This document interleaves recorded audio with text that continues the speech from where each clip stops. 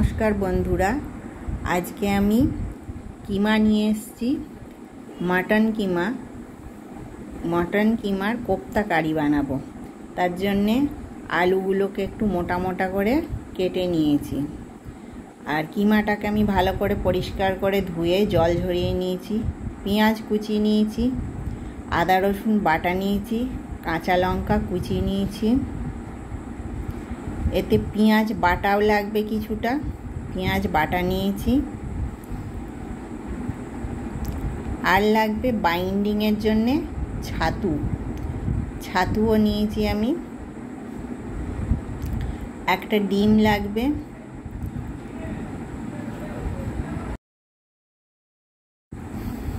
प्रथमे आमरा पेंयाज कुचिटा दिए देब। पेंयाज कुचिर पर लंका कुचिगुलो दिए देब। आदा रसुनटा एक चामच थेके एकटू बेशी परिमाण आछे, आदा रसुनटाओ दिए दिलाम। हलुद गुड़ो देब परिमाण मतन। नुन देब, तबे नुनटा एर मध्य एकटू कम करेई दिते हबे, कारण कारी जखन बानबे सेखानेও आरो नुन जाबे। एबारे छातु देब। छातुटा दिले बाइंडिंगटा भालो हय, कोफ्तागुलो भेंगे जाय ना। एबारे डिमटा आमी एर मध्य भेंगे दिए दिलाम। किछुटा परिमाणे लंकार गुड़िओ देब। लंकार गुड़ी आमार देওয়া হয়ে গেল। एबारे समस्त मिश्रणटाके भालो करे हाथे करे माखिए नेब। ताहले आमी एखन भालो करे एগুলোকে माखाई। आमी एर मध्य किछुटा हाथे तेल निये मेखे निয়েছি। আর এতে আরেকটা জিনিস আমি দিয়েছি, ধনে জিরে গোলমরিচ গুঁড়ো পাউডার, ওটাও আমি দিয়েছি। ওটা দিয়ে এবারে ভালো করে মেখে নিয়ে আমি কোফতা আকারে তৈরি করব।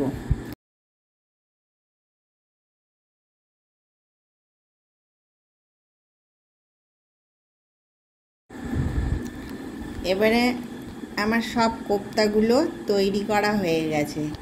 এতগুলো কোফতা যদি দরকার না হয় তখন আপনারা একটা এয়ারটাইট কন্টেনারে ভরে ফ্রিজে রেখে দেবেন। আবার যখন ইচ্ছা তখন বার করে আপনারা ভেজে নিতে পারবেন। এই রেসিপিটা আমাকে আমার দেওর অনেক দিন আগেই করতে বলেছিল, কিন্তু আমার সময় হচ্ছিল না, করতে পারছিলাম না। তাই আজকে আমি এটা বানালাম, আপনাদের সঙ্গে শেয়ার করলাম। এখন আমি কড়াইয়ে কোফতাগুলো ভাজার জন্যে তেল দিয়ে দিয়েছি। তেলটা একটু গরম হোক। এক একটা করে মটন কোফতাগুলো সব ভেজে নেব তেলের ওপর দিয়ে।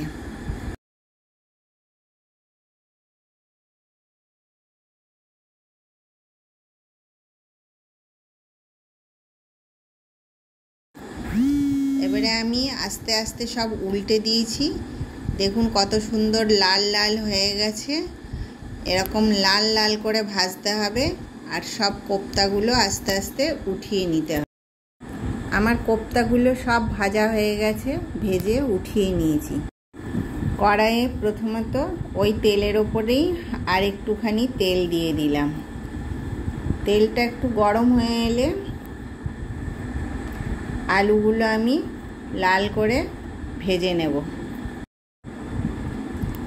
কড়াইয়ে তেল আছে, তেলের মধ্যে তেজপাতা আর এলাচ দিয়ে দেব। এর মধ্যে যখন সুন্দর একটা গন্ধ বেরোবে তখন ওই পেঁয়াজটা যে আমি বেটে রেখেছিলাম, পেঁয়াজ বাটাটা সবটা আমি দিয়ে দেব। পেঁয়াজ বাটাটা একটু লাল লাল হয়ে এলে এর ওপর আবার এক চামচ আদা রসুন বাটাটা দেব। আদা রসুন বাটাটা দিয়ে ভালো করে কষাবো। এবারে এর মধ্যে আমি ধনে, শুকনো লঙ্কা আর কাঁচা লঙ্কা বেটে রেখেছি, সেটা আমি দিয়ে দেব। ভালো করে কষাচ্ছি। কষাতে কষাতে এবারে কিছুটা গোলমরিচ গুঁড়ো দেব আমি। গোলমরিচ গুঁড়ো দিয়ে আবার খুব ভালো করে কষিয়ে নেব। মশলাটা ভালোই কষা হয়েছে। এবারে ভেজে রাখা আলুগুলো এর মধ্যে দেব, দিয়ে আরও কষবো। এখন আমি এর মধ্যে স্বাদ অনুসারে নুন দিয়ে দেব। নুন দিয়ে আরও একটুখানি কষিয়ে নেব।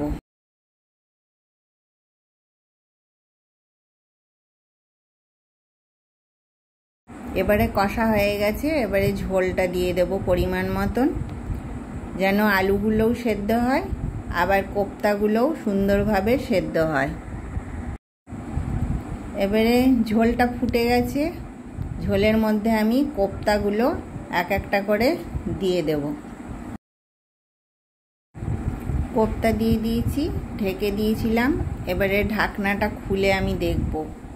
ঢাকনাটা খুলে এবারে আমি কিভাবে এক একটা কোপ্তাকে আস্তে আস্তে উল্টে দিচ্ছি। আর একটা চামচ নিয়ে দেখুন। এবারে ঢাকনাটা খুলে দেখব। এবারে কোপ্তা রেডি হয়ে গেছে, আলুও সুন্দরভাবে সেদ্ধ হয়ে গেছে। এখন আমি কিছুটা এলাচের গুঁড়ো দিলাম এর মধ্যে। আমার এই মটন কিমা কোপ্তা কারিটা আপনাদের কেমন লাগলো অবশ্যই জানাবেন। আর এটা আপনারা কিন্তু অবশ্যই বানিয়ে খাবেন, খেয়ে দেখবেন। এটা রুটি, গরম ভাত সব কিছুর সঙ্গেই খেতে খুবই ভালো লাগে। আর আমার পাশে থাকবেন আপনারা। আমার ভিডিওটাকে আপনারা লাইক, শেয়ার, সাবস্ক্রাইব করবেন। নমস্কার।